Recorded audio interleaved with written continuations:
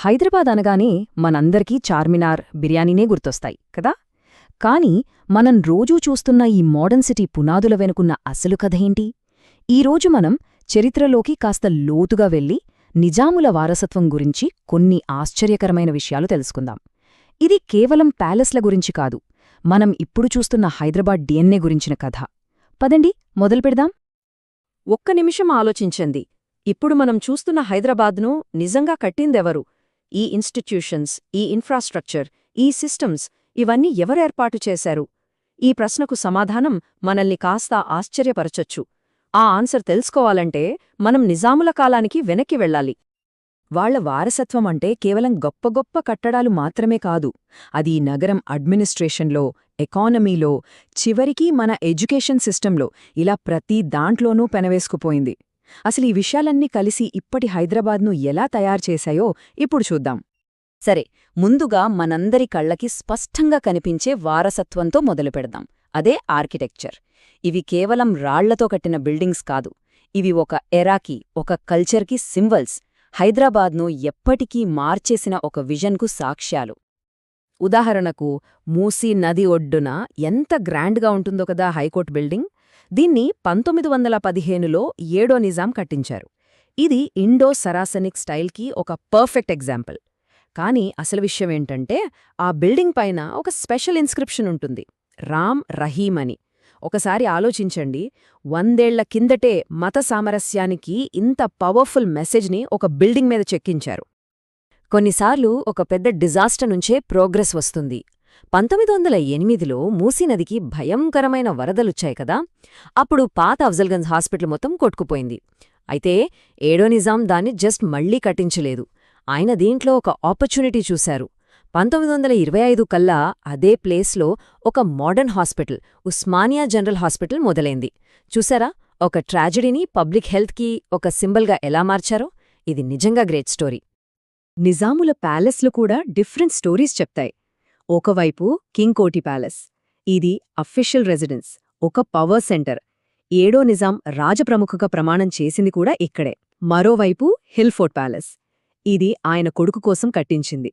Style కూడా చూడండి, కేంబ్రిడ్జ్లోని Trinity college మోడల్లో ఉంటుంది. సో వాళ్ళ ఆర్కిటెక్చర్లోనే పబ్లిక్ లైఫ్కి, ప్రైవేట్ లైఫ్కి మధ్య ఉన్న తేడా క్లియర్గా కనిపిస్తుంది. వాళ్ల కన్స్ట్రక్షన్ విజన్ కేవలం పెద్ద పెద్ద ల్యాండ్ మార్క్స్కే ఆగిపోలేదు.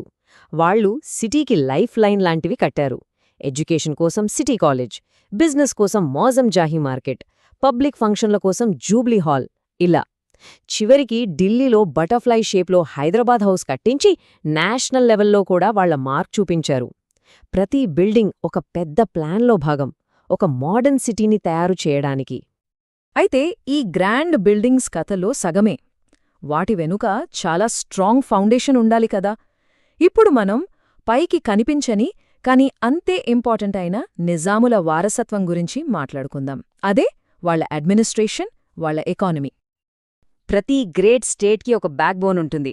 బ్రిటిష్ ఇండియాకి ఫేమస్ ఇండియన్ సివిల్ సర్వీస్ ఎలాగో, హైదరాబాద్కి కూడా ఒక సొంత సిస్టమ్ ఉండాలని మూడో సాలార్జంగ్ అనుకున్నారు. అందుకే 1913లో ఆయన హైదరాబాద్ సివిల్ సర్వీస్ని స్టార్ట్ చేశారు. ఇది జస్ట్ బ్రిటిష్ సిస్టమ్కి కాపీ కాదు, హైదరాబాద్ స్టేట్ అవసరాలకు తగ్గట్టుగా దీన్ని డిజైన్ చేశారు. సెల్ఫ్ గవర్నెన్స్ వైపు ఇది ఒక చాలా పెద్ద స్టెప్. ఇంత మంచి అడ్మినిస్ట్రేషన్ని నడపాలంటే డబ్బులు కావాలి కదా. దానికి కూడా కారణముంది. హైదరాబాద్ అప్పట్లో కేవలం ఒక ప్రిన్స్లీ స్టేట్ కాదు, అది ఒక ఎకనామిక్ పవర్ హౌస్. ఒకే ఒక ఎగ్జాంపుల్ చెప్తాను. ఆ రోజుల్లో క్యాస్టర్ ఆయిల్ అంటే ఆముదం ప్రొడక్షన్లో హైదరాబాద్ ప్రపంచంలోనే నంబర్ 1. అంటే ఆలోచించండి, వాళ్ళొక గ్లోబల్ మార్కెట్ని డామినేట్ చేశారు. ఇంకో విషయం, వాళ్లకి సొంత కరెన్సీ కూడా ఉండేది, ఉస్మానియా సిక్కా అని పిలిచేవారు. 1918లో పేపర్ కరెన్సీని కూడా ఇంట్రడ్యూస్ చేశారు. మరిక్కడ అసలు క్రేజీ విషయమేంటంటే, ₹1,00,000 నోట్లు కూడా సర్క్యులేషన్లో ఉండేవి. అది వాళ్ల ఎకనామిక్ ఇండిపెండెన్స్కి ఎంత పెద్ద ప్రూఫ్ కదా. వాళ్ల మోడర్న్ థింకింగ్కి బెస్ట్ ఎగ్జాంపుల్ బహుశా ఇదేనేమో. ప్రతి మోడర్న్ ఎకానమీకి ఒక సెంట్రల్ బ్యాంక్ కావాలి, కరెక్ట్ కదా. 7వ నిజాం ఈ పాయింట్ని అర్థం చేసుకుని 1941లో గన్ ఫౌండరీలో హైదరాబాద్ స్టేట్ బ్యాంకును స్టార్ట్ చేశారు. ఇది జస్ట్ ఒక కమర్షియల్ బ్యాంక్ కాదు, ఇది మొత్తం స్టేట్కి సెంట్రల్ బ్యాంకుగా పనిచేసింది, వాళ్ల ఫైనాన్షియల్ ఫ్యూచర్ని ప్లాన్ చేసింది. అయితే నిజాముల విజన్ కేవలం అడ్మినిస్ట్రేషన్, ఎకానమీతోని ఆగిపోలేదు. ఒక గ్రేట్ సొసైటీని కట్టాలంటే నాలెడ్జ్లో, కల్చర్లో ఇన్వెస్ట్ చేయాలని వాళ్లకు తెలుసు. సో వాళ్ళు ఆ ఫీల్డ్స్లో కూడా స్ట్రాంగ్ ఫౌండేషన్స్ వేశారు. చూడండి ఈ జర్నీ. 1848లో ఒక చిన్న మెడికల్ స్కూల్ మొదలైతే 1920 కల్లా అది ఉస్మానియా మెడికల్ కాలేజ్గా ఎదిగింది. 1891లో స్టార్ట్ చేసిన ఆసఫియా లైబ్రరీ, అదే ఇప్పుడు మన స్టేట్ సెంట్రల్ లైబ్రరీ. ఇక 1930లో కట్టిన స్టేట్ మ్యూజియం, అది జస్ట్ ఒక బిల్డింగ్ కాదు, మన కల్చరల్ హెరిటేజ్ని కాపాడే ఒక టైం క్యాప్స్యూల్ లాంటిది. ఈ స్టేట్ మ్యూజియం ఎంత స్పెషలో తెలుసా? ఇండియాలో అజంతా పెయింటింగ్స్ కాపీలున్న ఒకే ఒక్క ప్లేస్ ఇదే.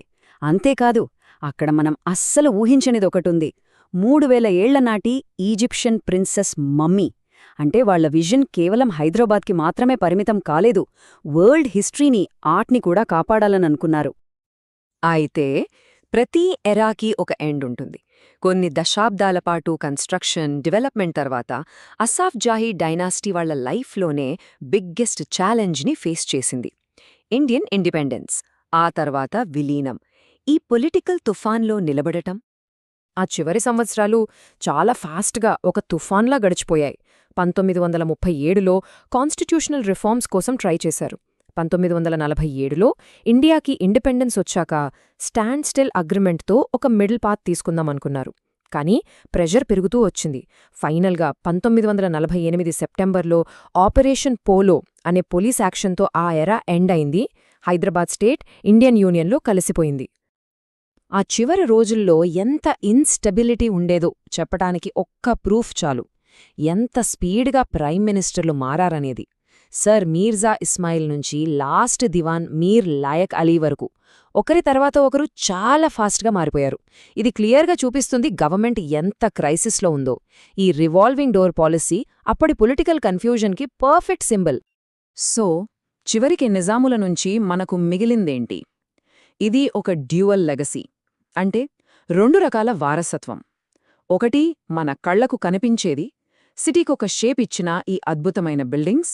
రెండోది పైకి కనిపించనిది, కానీ చాలా ముఖ్యమైనది. అదే ఈరోజు మోడర్న్ హైదరాబాద్కి ఫౌండేషన్ అయిన administration, economy, education systems. So ఈ ఫైనల్ క్వశ్చన్తో ఎండ్ చేద్దాం. 100 ఏళ్ల కిందట వేసిన ఈ పునాదులు, ఈ బిల్డింగ్స్, ఈ సిస్టమ్స్ ఇప్పటి హైదరాబాద్ని, మన డైలీ లైఫ్ని ఇంకా ఎలా ఇన్ఫ్లుయెన్స్ చేస్తున్నాయి? నెక్స్ట్ టైం మీరు సిటీలో తిరుగుతున్నప్పుడు దీని గురించి ఒక్కసారి ఆలోచించండి.